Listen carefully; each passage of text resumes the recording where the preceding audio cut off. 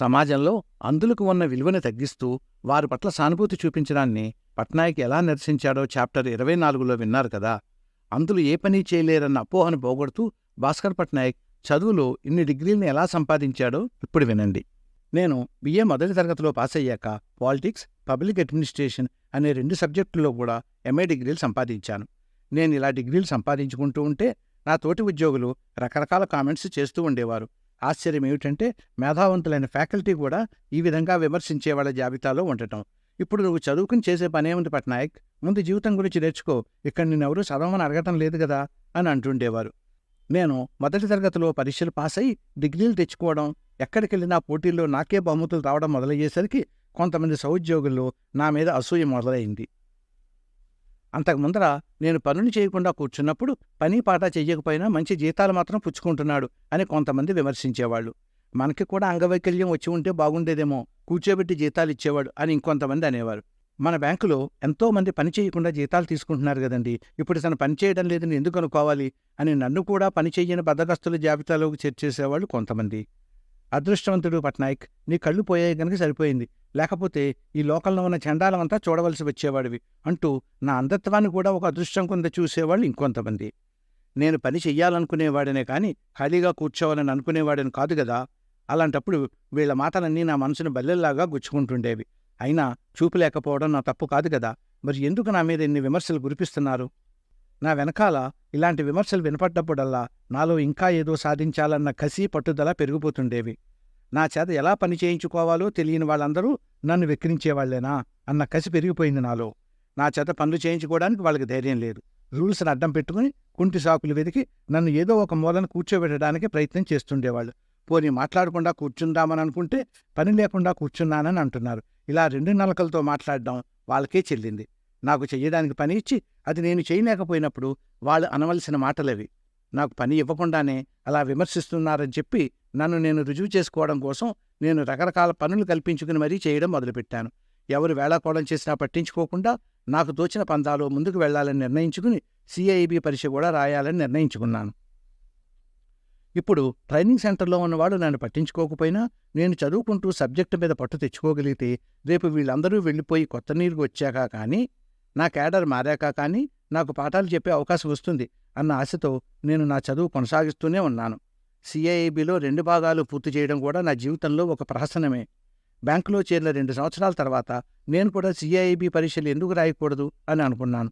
ఈ పరీక్షల్ని ముంబై నగరంలో గల భారతీయ బ్యాంకింగ్ మరియు విత్త సంస్థ అంటే ఇండియన్ ఇన్స్టిట్యూట్ ఆఫ్ బ్యాంకర్స్ వాళ్ళు కేవలం బ్యాంకు ఉద్యోగుల కోసం 2 భాగాల్లో నిర్వహిస్తారు. నేను ఆ పరీక్ష రాయాలి అనుకున్న సమయంలో 2 భాగాలకి కలిపి 11 పేపర్లు ఉండేవి. ఆ రోజుల్లో అన్ని ప్రశ్నలకి సమాధానాల్ని వివరణాత్మకంగా రాయాల్సి వచ్చేది. నేను పరీక్షలు రాయాలనుకున్న సమయంలో ఒక్కో పరీక్షలోనూ ఉత్తీర్ణులవడానికి అభ్యర్థులందరూ చాలా తంటాలు పడుతుండేవారు.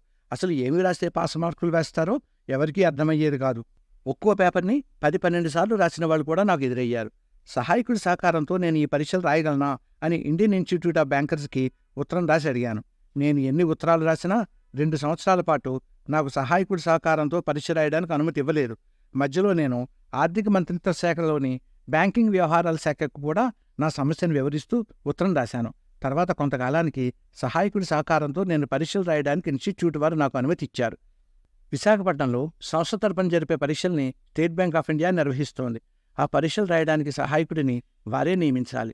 నేను రాయవలసిన పరీక్షల్లో అకౌంటెన్సీ పేపర్ కూడా ఉంది. పరీక్షల పర్యవేక్షకుడు నా కోసం ఒక BA BEd ఉపాధ్యాయుడిని నియమించారు. ఆయనకి అకౌంటెన్సీ అంటే ఏమిటో తెలియదు. నేను చెబుతున్న సమాధానాలు అతను సరిగ్గా రాయడం లేదని నాకు అర్థమైంది.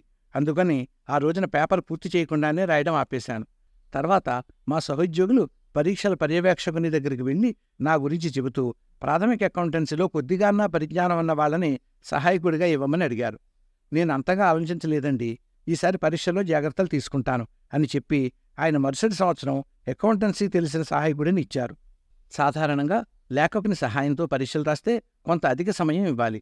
యూనివర్సిటీ పరీక్షల్ని ఎక్కువ మంది అంధ విద్యార్థులు రాస్తారు కనుక వారి కోసం ఈ విధంగా అధిక సమయం ఇవ్వడం ఆనవాయితీగా వస్తోంది.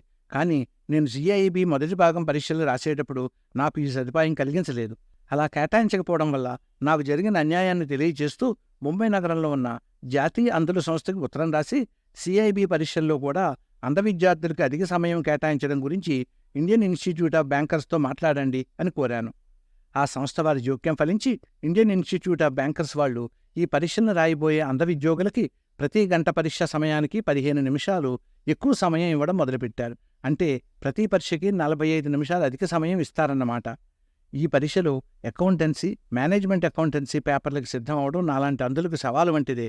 కొంతమంది సహోద్యోగులు నేను ఈ సబ్జెక్టుల కోసం చదివేటప్పుడు నాకు సహాయం చేసేవారు. అకౌంటెన్సీ ఎంట్రీల గురించి వివరించడం, అవసరమైన చోట చదివి వినిపించడం చేసేవారు. అప్పట్లో కంప్యూటర్ సహాయం కూడా మాకు ఉండేది కాదు. నా మనసులోనే డెబిట్లు, క్రెడిట్లతో కూడిన అకౌంటెన్సీ టేబుల్ను ఊహించుకుని, అందులో ప్రశ్నలో చెప్పిన అంకెలని వాటి స్థానాల్లో వేసినట్లు ఊహించుకుని, మనసులోనే కూడికలు తీసివేతలు చేసుకుంటూ, సహాయకుడు రాసిన తర్వాత వచ్చిన సమాధానాలతో నా మనసులోని అంకెలను సరిచేసుకుంటూ పరీక్షలు రాయడం అంటే కత్తిమీద సాములాంటిదే. దానికి బదులు ఇతర సబ్జెక్టులో వారి సమాధానాలు నేను తీరుస్తూ ఉండేవాడిని.